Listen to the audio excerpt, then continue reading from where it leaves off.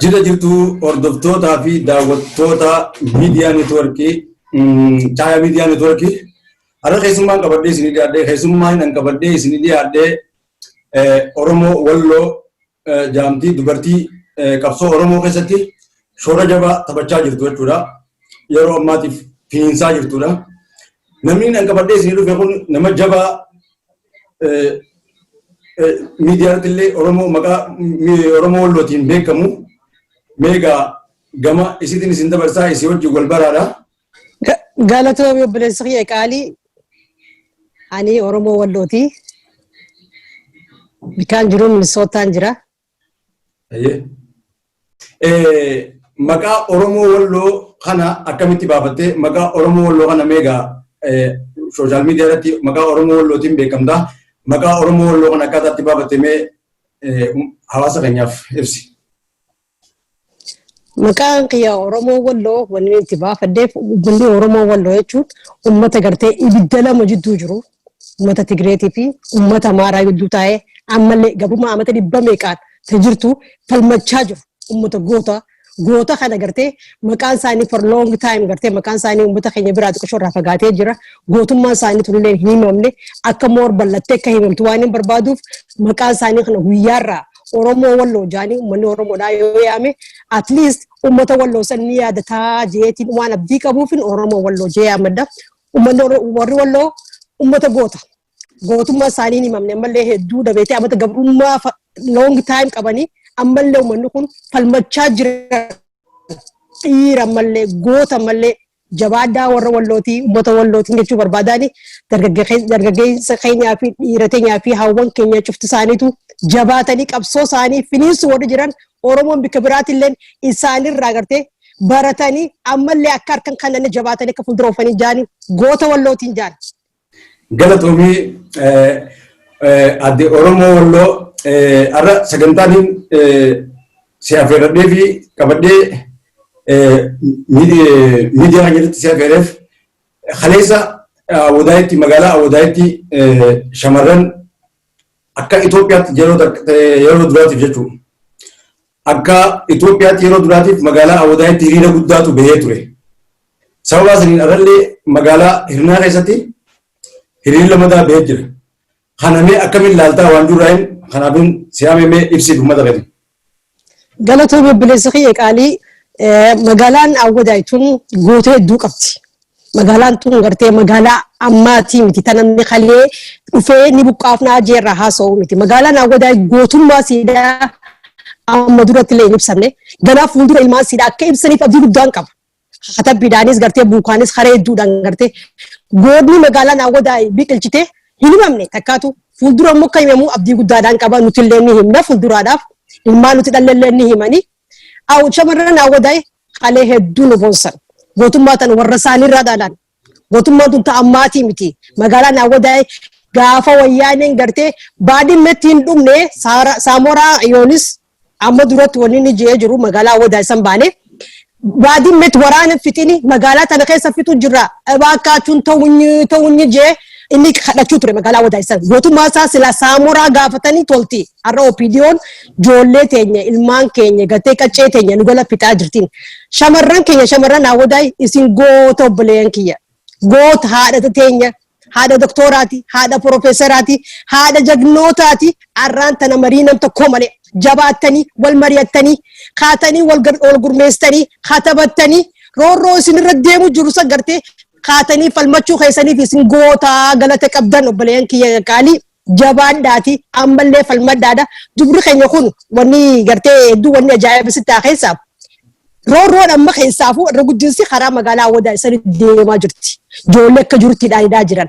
Uummanni kun sanuma keessa sigalee wal mari'atanii nam tokkoon osoo namni waliin mari'achisiisin ifi isaaniitiif roorroo tana gartee gammaxxansanii kabee kan gartee nama biraa du'u reefka harkaa oolan ka gartee durarra shanan san cuf arkanii laalaa san isaan dhukkubsitee itti yaadanii wal yaamanii wal mari'atanii kaanii irraan tana gartee roorroon nurra haa dhaabbattu duuti nurra haa dhaabbattu jaan shamarran san sagalee isaanii yoo dhageeffatan taate sammaa harkaan qaban malee duuti nurra haa dhaabbattu hanqamta akka duuti irra deemtee jirti isaaniitu laalaa san beekaa isaan birallee hin jirru garuu laalaan isaanii san gartee nama isaan achirra shanamu jiru كإسان برم داوي أرى دوا دبي كنينا دبي قرتي أرى إنسا قرتي كجلانا لفق جاي إنسا سنرى اللي يقدر كتيني جر جولي مكانتي من هدا خيس جر جولي بهدا مكانتي ميتو مناك ما خيستي أرى أنت دوا دبي جران غارو أرى لو رو سنقرتي إنساني دقي فهمتي جولي سنقرتي إف مريتي خاني جباني رو تنا فالمتو ساني تف أنا جو تنا برتي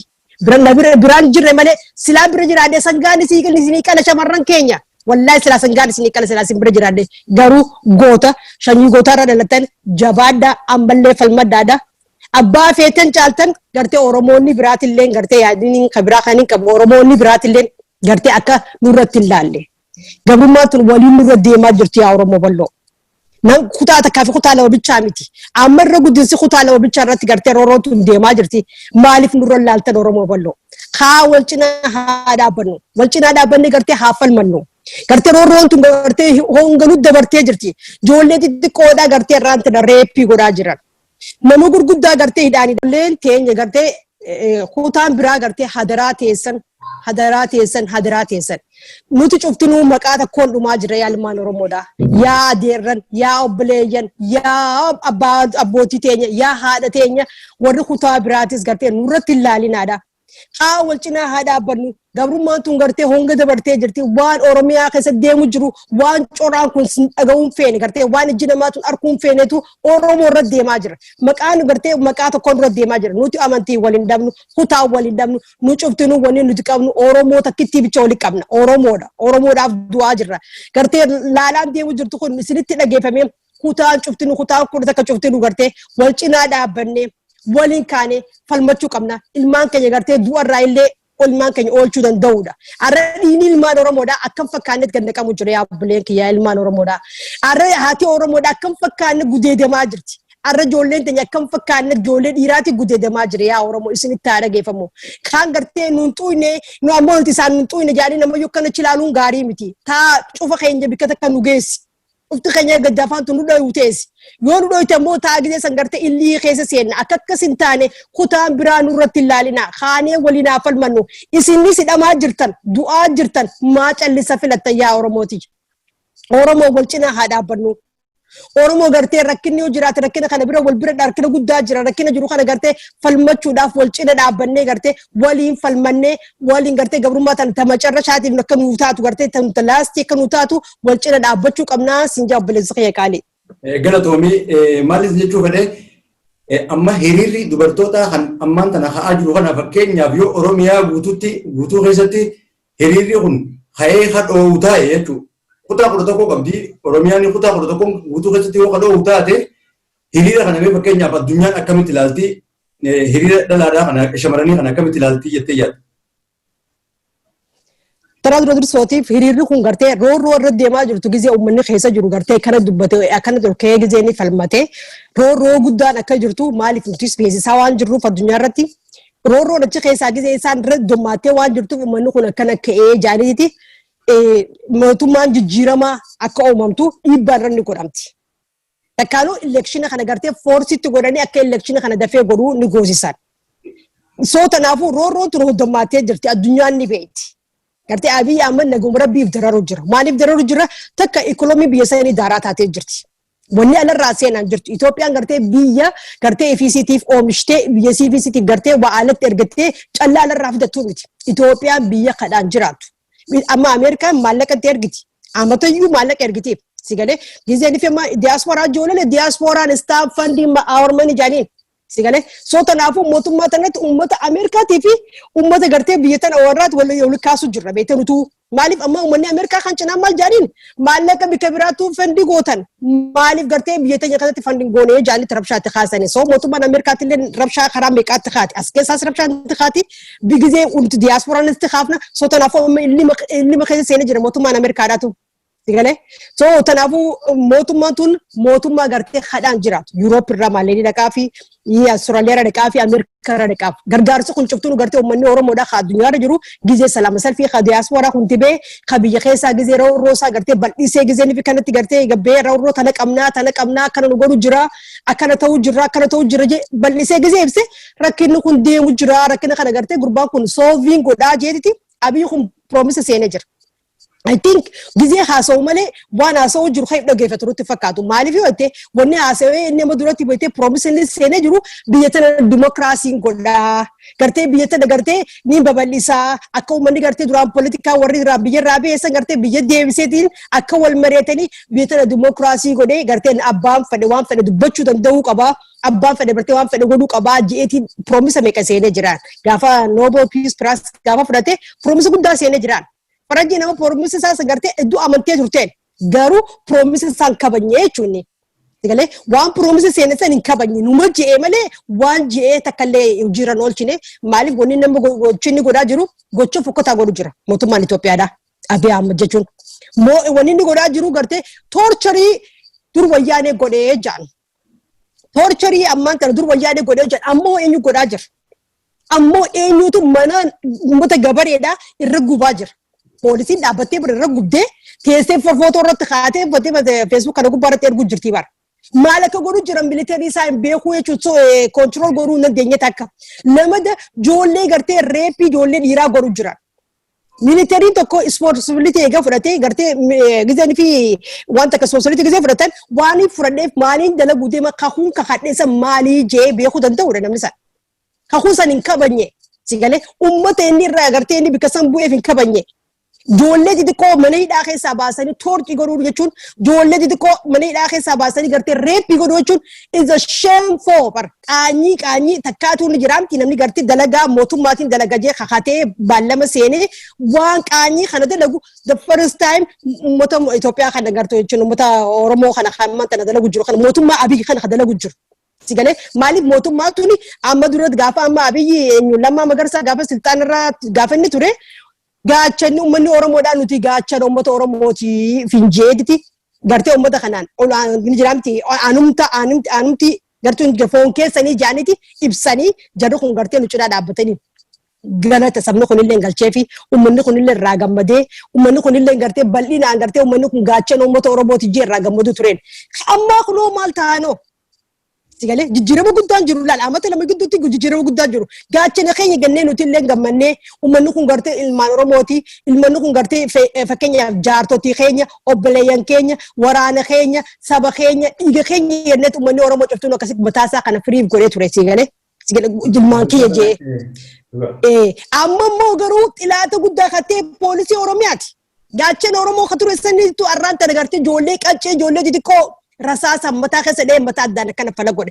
takka addunyaa irratti gartee namni akkana nama mataa namaa akkana fala godhu uummata mootummaa Itoophiyaa kana malee takkaan agarreen maaliif kuni takkaan agarree reefkii bar namaa arkuun kun bar kana duraan akkana qabii namaa irraa rifataa bar amma bar reefka namaa arkuun jechuun nama rafu jiru si fakkaata malee namaa du'ee sitti fakkaachuu hin jiru maaliif hoddommaateet qaamni namaa addikti godhee jira jechuudha. Baratee jira jechuudha. Kanaafuu mootummaan Itoophiyaadhaan waan godhu jiru kana gartee heera ala godhu jira ammoo garuu gaafii jalaan boo. Maaliif international courtii nuti illee rafaaf hin jirruuf international courtii ni kaasasnaa tana lafa geenyee jirraan maaliif amma inni uummata Oromoo kana haayoo isaaniin barree Abiy Ahmed. Abiy Ahmed uummata Oromoo kana waan inni ta'ellee uummanni Oromoo kun ta'e hin barreen. Silaa kabaru taate uummanni kun maal ta'e uummanni kun maal barbaadaa jeeti gaafa silaa siltaana kana fuudhe wanni irra dalaguu danda'u guddoon takka san irra dalaguu irratti silaarra tureen. San dalaguu dhabisee uummanni kun obsa kannee fi amal lama guutu abbaa gadaati ilma abbaa gadaati abbichuudha jee faarfatee osoo faarfatu arra gartee lubbuu isaanii balleessu jira. Lubbuu isaanii balleessu bira kutee qaalanii poolisiin Oromiyaa warri fincatsan gartee warri mootummaa Oromiyaa kana gartee qaalanii waraabeessaa darbaniif gubbaa Harargee Mahammad Kajaaniin tokko gartee duuti isaa sana akka malee nama qocaati ka waraabeessaa darbaniif rabbiin dhiiga isaa baasuudhaaf gartee mucaasan baasee haddaan akka isaaniitti awwaalan ajjeesanii qalanii gartee qaama isaa mormaa fi qaama gidduutti bika sadiiddaan baasanii darbanii waraabeessaa darbaniif waraabeessi isaan darbaniif san gartee rabbiin namaan Otu haqa mire rabbiin gaarsiiseen namni san gartee foonsaa san gartee dirree baasee akka awwaalamullee nama goosise rabbiitu garsiisee hin beekne nama san sila akka isaaniitiin awwaalanii beek mootummaan Itoophiyaadhaan gachoo fokkotaadha uummata Oromoo irra deemu jira gochuu gartee sookansi qaama kana sooksi godha kana shaaksi godhu gartee shaak waan godha san godhu jira mootummaan Itoophiyaadhaan maaliif arra ijoollee xixiqqoo gartee ijoollee gudee deemtu an takka harkeen beeku amata 40 nama ijoollee amata 14 gadi nama reepii godhan mootummaa Itoophiyaa bichatti nagoo jira. Asi bitana taate namtichi san sila hidha seena life isa maaliif life namaa waan balleessee jiruuf jechuudha. Mootummaan Itoophiyaa roongii guddaa keessa jira. Khasaaraa guddaa keessa jira. Khasaaraa tana keessa agartee uummata isaa kan inni irratti garagalee kana godhu jiru kana agartee osoo uummanni kun galaana irra garagalee isa dhawamsiisin gartee dhaabbatee ilaalu jira. Waraanni kun maal dalagu jireef hubachuu qaba. Gartee maaliin godhu jira jeef hubachuu qaba. Naman taane gartee aangoo irra fidee nama Oromoodhaaf gartee naaf xilaata tajee uummanni Oromoo firraa eegu gartee aangoo irra fidee inni irratti allaagachiisu jiraan. Arra uummanni Oromoo silaa nama gartee gochi ammaan tana dalagamu jiru kun uummata Oromoo irra deemaa miti. Uummanni Oromoo silaa warra kabajaan maltee jaarraa gartee amata 28 amata 27 gartee TPLF argamu ture jalaa baastee uummanni Oromoodhaa gartee aangoon abbichuudha nu bulchii jaanii aangoo harka kaaniin arra uummanni Oromoodhaa arra duutiin malleen kabajaan malleen Jawaar Maammadillee kabajaan malee arra maniidhaan malleen. Akkasii saniifuu furmaanni gama fuulduraatti furmaanni godhamuu qabu maal jetta? Furmaanni mootummaan kun dhaabbatee gaafachuu qaba. Takkaanoo daddafee transition government uumuu danda'udha. Yoo transition government ni uumuu dandeenye dafee election kana gartee dafee election kana godhu. Yoon kaan biyya tana namni facaasu jiru Abiy Ahmed. Abiy Ahmed takka Itoophiyaa jechuun maqaan Itoophiyaa kaartaa irraa dhabamaa deemu jira. Akkamitti yoo ta'e Tigraay amma kophaa achi baatee jirti.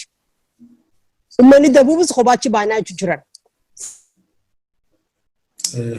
Sigalee Itoophiyaan baatee kaartaa irraa dhabamu jirti jechuudha. Akka akkas hin taane Itoophiyaan akka dhagayaan jiraatu Itoophiyaan gartee akka wal jabeeffannee waliin jiraannu gartee dhaabbatanii warri garee politikaatis cufa gartee hidhaan raayis baasanii gartee warra politikaa cufa hidhaan irraa baasanii gartee hanqa'iifiin fedhu hojii taa'ee haasa'uu mititi hidhaan raayis baasanii gartee sootanaa uummata kanaa wajjin taa'anii waliin haasa'anii waan balleessee nama jeesse cufa heeraa fuudheessuu qaban. Mircaa kana gartee gizeedhaan mircaa kana goosisuu qaban. Takkaanoo shigigir mangistii san uumuu qaban akka yaada kiyyaatti. Laazimaa kun uumamuu qabaa ho'i. Yookaan biitii faca'uuf deemti. Biitii tun diigamuuf deemti. Biitii tun akka diigamtu illee hin barbaannu. Sootanaafuu akka gartee biitii tun diigamne yoo barbaaddu taate dafee shigigir mangistii uumuu takkaanoo gartee dafee mircaa kana uumsisu. Yoo akkas hin ta'in wanni amma dalagamaa deemu jiru kun biyya tana facaasuuf deema. Soomaalii nama waliin mari'achaa jirti. Soomaaliyaa guddoo wajjin. Okay, gizee isaan marii isaanii gizee bitatan isaan warra boordara qabu kara feenetti daan baanata kan Soomaaliin takka jaanii gam tokkotti yoo isaan achi bahan maal taate ammas Itoophiyaan diigamtee jechuudha. Maaliif Asmaraan Tigraay deemtee jirti ammoo already deemtee jirti Tigraay. Sigalee sammuu Soomaaleenis deemuuf karaarra jirti. Warri Dabuubillee karaarra jiran isaanillee haasa'uu jiran. Kanaafuu Itoophiyaan akka diigamne yoo barbaadu taate gartee dhaabbatee gaafachuu qaba. Wal mari'aa Abiy kijiba guddaa kijibu jira. Akkami kijibee hojjete ibduuba deebitee olaalte koronaa jee koronaa irraa haasa'u. Koronaa inni irraa haasa'u kamii gartee uummata hidhaa keessa wali guuree taa'ee koronaadhaan akka wal fixan mana hidhaa kaanii fi kaan irra deddeemsisanii walirra oofuun kun maal jechuudha. Manni hidhaa irraan kana guutameetiti iskuula namni itti baratutti har'a nama wali guuree nama kuma meeqaan ta'u wali hidhee jiraan. Maal jechuudha hoo eenyu kijiboo waa inni dalagaa oolu kana warri Itoophiyaa isa keessaatti yoo kijibee garuu amma uummata addunyaa kijibuu danda'u. Uummanni gartee warri diyaaspooraan warri faranjii katee jechuun warri gartee Ameerikaa irraa kan Yuuroop irraa biqilu irraa deeme hedduu gaazexeessaan biyya san keessa jira. Waan deemaa jiran cufti nu riippoortii godhu jiran waan tahaa jira cufa riippoortii godhu jiran. Even koronaa nama fixu jira ja'anii haasa'an. Koronaa san nambar akka gizee fadhan haay godhanii gizee fadhan law godhanis namni irra beekee jira tun filima isaaniiti. Sigalee sootanaafuu koronaa ji'a afaaniin gara bi koronaa ji'a afaaniin haasa'uu fi wanni gochiin dalagu jiru dachii fi samiidhaa jechuu barbaadeeti. Galatoomii wanni si gaafachuu barbaade amma mootummaan kun dhiibbaan inni uummata Oromoo irra godhaa jiru waan fokkotaa ta'uu yookaan waan hamaa ta'uu ibsitee jirta. Mootummaa dhiibbaa uummata irratti Oromoo irratti godhaa jiru kana jechuudha. Ajjechaa akka malee waan adda addaa gudee shamarran gudeetu waan akka malee irra godhaa jira waraanni isaa jechuudha. Kana gummarraa gaggannama. Kana amma shamarran amma bahee kuni akka waliigalaatti wal dhagee bahuu qabamoo yaada. Wanni kun itti fufuu qabaayidha. Akka ajaa'ibaa itti fufuu qaba. Maaliif yoo ta'e laal ilmaan Oromoo kun gartee bikka cuufatti akka fakkaanne du'u jiran. Rabbi sayyoo feete ilmi Oromoodhaa irraan tana du'ee ajjeesaniiti abbaa ajjeesan beekamu laga xarafa darban. Eenyu ajjeesame namni kun namarraa dhalate haadha qaba abba qaba rahima qaba. Sigalee bikka takka hin taane bikka lama hin taane bikka Oromiyaa tana guutuu keessatti ilmaan Oromoodhaa cinaa waraabessaa nyaatu jira. Cinaa ajjeesanii gartee garbiyya keessa darbuu jiran. Cinaa gartee fuudhanii daggala keessa darbuu jiran. Uummanni kun gubatee jira. Uummanni Oromoodhaa. Gubatanii jiran haati Oromoodhaa irraan tana ilmi sidhaa irraa biraa gabbee ilmi kiyya gartee irra maal ta'e jetteetii mi yaaddu na dura ajjeesan moo dureef kanaa fidan moo dhiiroo du'a na himanii jettee yaaddi. Sigalee haati Oromoodhaa irraan tana gartee gizee cufa hirriban qabdu nagiyaan bobbee ilmoon sidhaa gabbee nagiyaan galuutu hin jiruuf ajjeesu jiran. Tanaaf Oromoon garaan gubatee jira. Taan obboleessaa irraa du'ee jira. Taan abbaa irraa du'ee jira. Taan jaarsaa du'ee jira. Taan mataasitti bisiin duutee jirti. Sababa kanaafuu uummanni Oromoodhaa gubatee jira. Waan gubatee jiruuf ka'ee wal cinaa gabba'uu qaban sodaatan qaban uummanni Oromoo afaan sigalee sababa dhaabbatanii gartee akka dhufee rashansiisuun qabu. Waraannisa bikka sadii wal fudhee jira. Takka karaa laga Abbayyaa sanarra jiran adda guddinsi kaan karaa Tigraay irra jiran sigalee kaan karaa gartee Wallaggaa irra jiran. Hanqi magaalaa keessa deemu kashlabboota baatii sadii baatii afur gartee silxaanee fudhattee tanaamusan baratiin tawaata kan baratiin gartee qawwee akkatti dhaawatan baratiniitu ulee bichaa barattee gabbee magaalaa keessa deemu jira. Kanaafuu Oromoo hin sodaatinaa kutaa kurtaka guutuu gartee gabbaa sagalee teessa dhageessisa. Waan isin fixuun illee hin qabuun mootummaa kun gartee mootummaa caccabee jiru. Inka balleen qabu nama booda gartee maalleen takka mootummaa waraanaa kafaluuf amma booda kan jiraatu natti fakkaatu. Dalee duusaanii amma booda kun baatii takka mokkana maalleen akka harkaan duruu himanii jiran. Sigalee humna qabu mootummaatu yaccabee jira. Haawwan keenya, addeerran keenya, obboleeyyan keenya gartee rahima keenya ilmaan Oromoo cuftuunu gartee kutaan kurta guutuunu wal cinaa dhaabbadhaa haa falmaddaa. Falmaddaa haadha. Duuti sirraan oolle manattis du'aa jirta yaadati. Abbaa kiyya manattis du'aa jirta. Obboleeyyan kiyya manatti illee du'aa jirta. Yaa obboleettii kiyya manatti illee du'aa jirta. Ijoollee kun fakkeenya isin yaa ta'u Oromoo kutaa fudhatan gabbaa falmadhaa gartee. Isin fixuu danda'u addunyaan ittiin dhiistu Oromoo sodaatinaa. Gartee isaan nama gartee magaalaa warra kashlabbee magaalaa keessa gadhiisatu gartee isin ficcisiisuu dandeessu. Ulleetti kananii deemu jirtiimi. Lama sadii qobatti kan deemu jiranii isin ficcisiisuu danda'an addunyaan ittiin dhiistu kaa bikka takka hoojaatti gabbaa falmadhaa. Yoo falmatan uummanni Oromoodhaa bilisummaa isaanii guyyaa hanqa yeroo xiqqoo takka booda harka inni galfataniin jabaatanii falmachuu qabanii jechuun barbaadeeti. Galatoomii hiriirri shamarranii kun yoo bahee addunyaan guutuun agartee dhageettii guddaa qabaa waan jiru ibsitee jirtaa jechuudha. Galatoomii gama dhaamsa yoo qabaattee dhaamsi amma uummata Oromoof qabdu yoo jiraate osoo sagantaa ta'een xumurree duratti dhaamsa qabdu uummata keenyaaf dabarsuu hin dandeessa. Dhaamsa. Ani Abiy Ahmediif hin qabaaf fi poolisii Oromiyaatiif hin qabaaf. Abiy Ahmed misteeka guddaa keessa seentee jirta. Waan keessaan baana keessa seentee jirta. Gartee uummanni Oromoodhaa arra ilma keenya jaanii si cinaa dhaabbatanii ni beeyte akka Minisootaatti illee hanqamta akka sibira dhaabbannee gartee gaachana si taanii sibira dhaabbatanii abbichuu jaanii si yaamatan arra deebitee zajaa uummata Oromoo kana arra kana deebiste. Misteeka guddaa keessa seentee jirti. Misteeka kana gartee waan keessaan baana keessa seentee jirtaan. Nuti gartee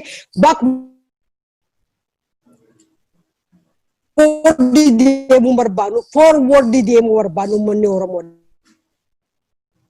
Maaliif wanni ati yaadde bakka ajandaa san godhatee ka'uun keessan misteekii nuti zabanee mana jiru 20 of century keessa jira. 20 of century maali waliin jiraachuudha wanni uummanni Oromoo barbaadu. Waliin jiraachuudha uummanni Itoophiyaa akka jiru ka barbaadu. Sigalee waliin dalagannee gartee waayila walii taanee waliin biyya san keessa jiraachuu barbaadan. Haala jiru diyaaspooraan qabeenya isaatii fi beekumsa isaatii fi dandeettii isaa biyya isaa fidee investi godhee jiraachuudha ka barbaadu. Waliin jiraachuu waan barbaaduuf malee ati baakwoordii sanii deebitee ani nugusaan barbaadaa gizeetu. I don't think mataan kee xiqqashoo rakkina qabaa ani kan rakkina qabutti si fudhannee jira. Maaliif namni duduban deemu fuuldura deema malee namni rakkina guddaa qabdaa jechuun itti fudhannee jiraan.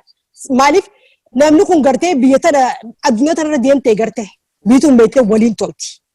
waliin jiraachuudha uummanni Itoophiyaadhaa akkatti amanee gartee akkasitti welkaamii bareedaa sachii godheen ati ammoo irra deebitee gartee nugusaan barbaadanii jechuudha nugusiin san maal dalaguu ture maaliin godhuu deema bal'istee silaa yaaduu sirra ture mistee guddaa kan seentee jirtan mistee san keessa akkatti baatu atitu beekaa jechuu barbaadee isaan takka poolisii Oromiyaati. Poolisii Oromiyaa yaa bileen kiyya isin gartee haadha irraa dhalattee ajjeesaa jirtan. Isin arra obboleettii irraa dhalattee ajjeesaa jirtan. Arra obboleessa keessan kan waliin baratan takkaan obboleessa keessan kan mirga isaa falmatee gabbahee dubbate mirga inni qabu sanii irraa malqitanii arraan tana xiyyiitiidhaan mataa keessa dhawaa jirtan. Arraati eenyutu damooza san sii kafalu jira. Arraati eenyutu dandeettii san sii kanne isaanirraa ni bara. Ati poolisii Oromiyaa bara damoozni kan kee eessarraa sii bahu jira. Uummata Oromoo irraa sii bahu jira bara baajanni kan kee isaanirraa bara huccuurratti firaa qabdu bara isaanirraa bara qawwalatti firaa qabdu bara maallaqa uummata Oromooti bara taaksii isaanirraa kasii kafalamu bara ati eessarra dhaabbatteeti sabaan gartee gaachana taa'aaf jettee kakattee qawwee san gartee isaan sii bitanii isaan san gartee poolisii Oromiyaa jaanii isaan sanii proomisa seentee akkamitti irraan tana haadhatiin ajjeesu jirta. Arraati haadha dhiiraa ajjeesu jirtaa bara haadhatee ajjeesu jirtaa bara obboleeyyitii ajjeesu jirtaa bara rahima kee ajjeesu jirtaa bara haadha namaa bara taati namaa haadha namaa ajjeesu jirtaa bara akkamitti hin dhaggeeffamne sabni biraa tokkollee saba isaa ka ajjeesume takka naaf ida uummata Oromoo kana malee poolisii Oromiyaa tana malee ni saba biraa kamtutu saba isaa ajjeesu jirame Somaaliin ajjeesu jirti Affaar ajjeesu jirti Tigraay ajjeesu jirti ummanni sabni biraa gaachana saba isaa ta'ee saba isaa cinaa dhaabbatee gartee waan hawaasni isaa barbaadu ta'ee bira dhaabbatu jira. Teenya poolisiin Oromiyaatu noo eenyu bilisoomsuu deemtanii eenyu gartee isin gartee irraa fixxanii lafa san kan nu barbaadaniif maal godhuu deemtan.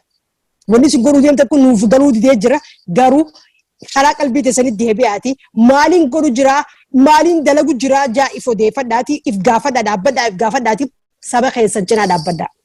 Sabni keessan irraan tana gartee arrallee gartee harka bal'aa isinii qabu. Sabni keessan gartee irraa dhalattani isin darban ilmaan isaaniiti saba keessan bira dhaabbadhaadha. Ammallee badii teessan warri badii daleessan illee gartee saba kee bira dhaabbadhu. Olaantummaa saba keetii san dura aansi malee arra gartee olaantummaati fideetti fakkaati qawwee harkaa qabattee gartee akka feete godhu jirsan gartee siin baasu gaafii jalaa illee baatuun jechuu barbaadan. Kanaafuu poolisiin Oromiyaadha. Uummata keessan bira dhaabbadhaa. Uummata keessan bira dhaabbadhaa. Hadaraa. Obboleen keenya fitina hadaraa haadha teenya ajjeesina hadaraa obboleen keenya ijoollee dhiiraa nurraa ajjeesina nurraa gudeedaa jirtanii nurraa illee gudeedina rabbi sodaadhaa waan itti amantanii sodaadhaadhaa nu jalaan fixinaa ilmaanii nu jalaan fixinaa zarii teenya fixullee hin dandeessan sabni kun sabni Oromoodha saba gartee gaccabuu miti 20th century kana gartee warra ija si baasuu deemu malee warra gartee ati jabaaftee irra ballaa gootee mana galchituu miti abiyyillee tangalin ibsanii jiran nuti galuufillee teenyu ka diyaasporaatti ummanni Oromoodhaan ni jeefreettanii yookiin immoo kartanillee ummanni Oromoo ajjeesee miti mana galee hafuun abadan Oromoon hanqa tokko hafutti numa falmanna ibduban deebinu ummanni Oromoo injifannoo uummata Oromootti isin jaa. Galatoomii sabboontu teenya Oromoo Walloo hedduu yaanni ati ummata keenyaaf ibsite hedduu bareedaadha waan hedduu namni barnoota irraa argatu hedduun si galatoonfadhaa caayaa miidiyaa neetworkii keessatti argamtee ibsa bal'aa kana ummata keetiif fannoo keetiif hedduu si galatoonfadhaa turtii gaarii amma sagantaa biraatti waliin galatoomsi. Abshir galatooma obboleessa kee naa jiraadhu. Nayyina keettaa.